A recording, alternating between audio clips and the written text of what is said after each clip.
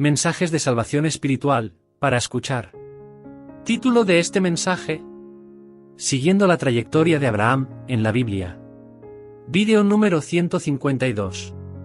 Siguiendo la trayectoria de Abraham, es una serie de vídeos, en la cual se detalla lo que la Biblia enseña, acerca del patriarca, Abraham, desde el capítulo 11 de Génesis, hasta el capítulo 25, y a partir de Génesis 12:1, hemos estado analizando versículo por versículo. En este vídeo de hoy, vamos a estar meditando acerca de Génesis 23:17 de la Biblia, y también acerca de Génesis 23:18, comenzando con Génesis 23:17. Génesis 23:17, dice: Y quedó la heredad de Efrón que estaba en Macpela, al oriente de Mamre, la heredad con la cueva que estaba en ella, y todos los árboles que había en la heredad, y en todos sus contornos. Génesis 23:17. He aquí los detalles de Génesis 23:17. La heredad con la cueva de Macpela se encontraba a 5 kilómetros al este del encinar Mamre. Abraham y Sara vivieron en el encinar de Mamre durante años, y luego de allí se mudaron al reino del rey Abimelec, en Gerar. Un año antes de mudarse, Dios se le apareció a Abraham y habló con él y Sara, y les confirmó que ellos iban a tener un hijo en la vejez de ellos. Ver Génesis 17:21. En esa ocasión les fue bien difícil para los dos entender que, en la vejez en que estaban, iban a tener un hijo. Ver Génesis 17:17. Algo curioso es que, según ciertos escritos llamados el Midrash, los patriarcas fueron enterrados en la cueva de Macpela porque esta era una entrada al jardín del Edén. Génesis 23:17 es un preámbulo del narrado bíblico de la toma de posesión de la heredad adquirida por Abraham, a la cual consistía en el terreno, los árboles y la cueva como sitio para sepulturas.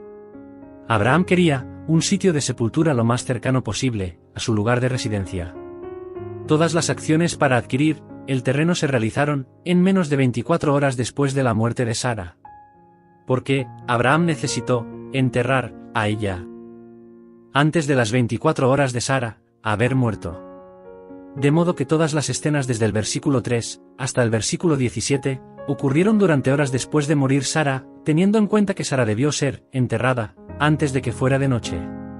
El propósito de este relato de la muerte de Sara era establecer los derechos de Abraham en Hebrón, Kiriat Arba. Al pasar el tiempo, Hebrón fue el lugar de la segunda y la tercera unción que el rey David recibió cuando fue reconocido por primera vez como rey sobre Judá. Ver 1 de Samuel 16:12-13 y a Salmos 89:20. Sara tenía 127 años cuando murió. Ella tenía 90 años cuando dio a luz a su único hijo Isaac, lo cual hizo a Isaac de 37 o 38 años cuando su madre murió.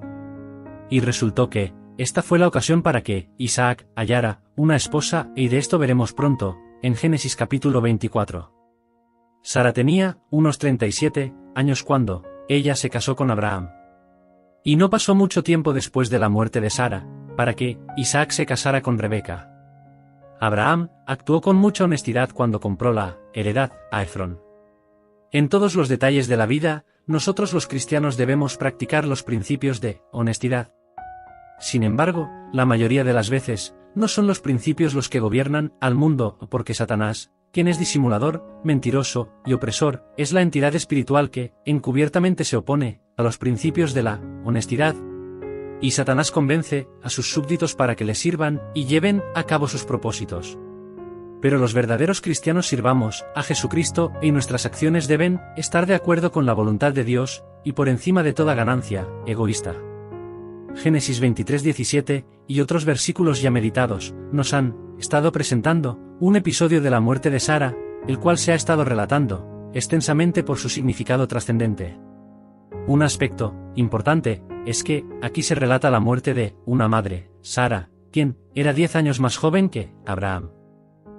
El lugar patriarcal de residencia en ese entonces era Hebrón, lugar anteriormente ya habitado por Abraham.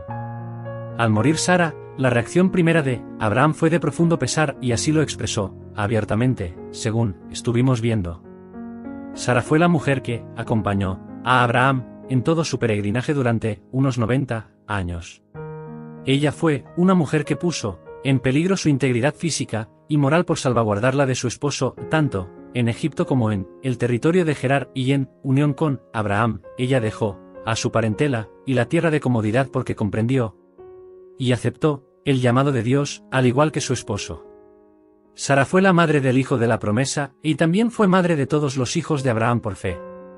A pesar de su apresuramiento en precipitar la promesa de Dios con Agar, y a pesar de su duda y risa ante la posibilidad de maternidad siendo ya una viejita, Sara, por su fidelidad y fortaleza espiritual, se encuentra en la lista de los grandes personajes de la fe.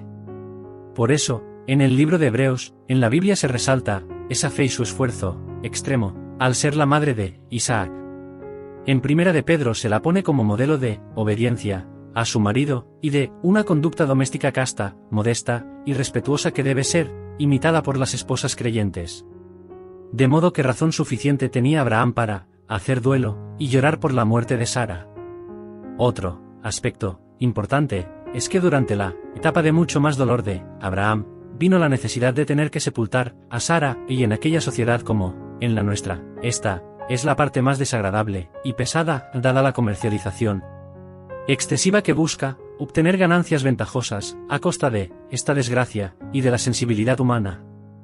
Por ejemplo, cuando muere un ser querido que vive en diferente país, el costo de tomar un avión para reunirse con otros familiares sale carísimo debido a la urgencia del viaje.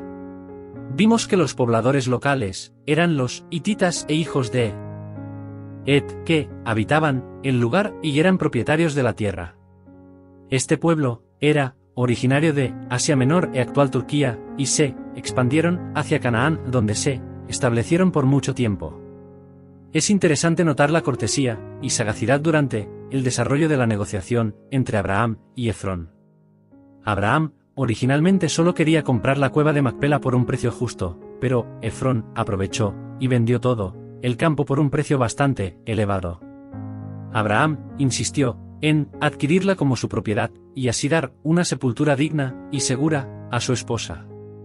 Nuevamente, en el diálogo entre Abraham y los lugareños se nota la relación correcta y pacífica que Abraham mantenía con los diferentes grupos étnicos, entre los cuales Abraham vivía como forastero, anclado siempre en la esperanza de la promesa de Dios.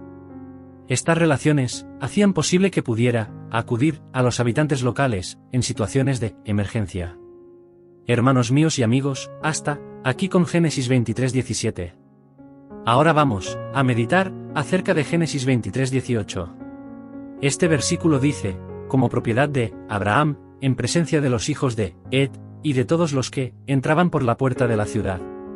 Génesis 23:18. He aquí los detalles de Génesis 23:18. Este versículo es una continuación directa del versículo anterior. Pues los dos versículos juntos dicen, y quedó la heredad de Efrón que estaba en Macpela, al oriente de Mamre, la heredad con la cueva que estaba en ella, y todos los árboles que había en la heredad, y en todos sus contornos, como propiedad de Abraham, en presencia de los hijos de Et, y de todos los que entraban por la puerta de la ciudad. Génesis 23:17-18. Aquí la Biblia nos habla del título de propiedad de Abraham de un terreno en Hebrón, que hoy es altamente conflictivo para árabes y judíos. Génesis 23:18 hace énfasis en que la propiedad pasó a ser de Abraham con un título y no solo por las promesas de Dios. Si este terreno fue el único que era de Abraham en la tierra que Dios le había prometido, esto muestra que Abraham era un hombre verdadero de fe. Porque Abraham no se desanimó de Dios al irse poniendo cada vez más viejo, pues, aún así, él seguía teniendo la fe de que Dios iba a cumplir sus promesas. Aún más, podemos decir que Dios se las va a terminar de cumplir a Abraham en un tiempo futuro. Las promesas de Dios son proféticas, ellas se cumplirán después de la segunda venida de Cristo.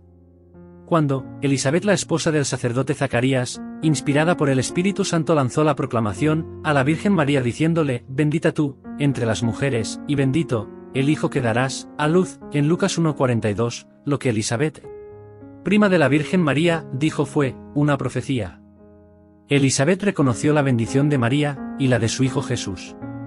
¿Cuál fue la bendición de Jesús? Después que Dios resucitó a Jesús, el Padre Dios le transformó en Rey de Reyes y Señor de Señores. Según se lee en Apocalipsis 19:16.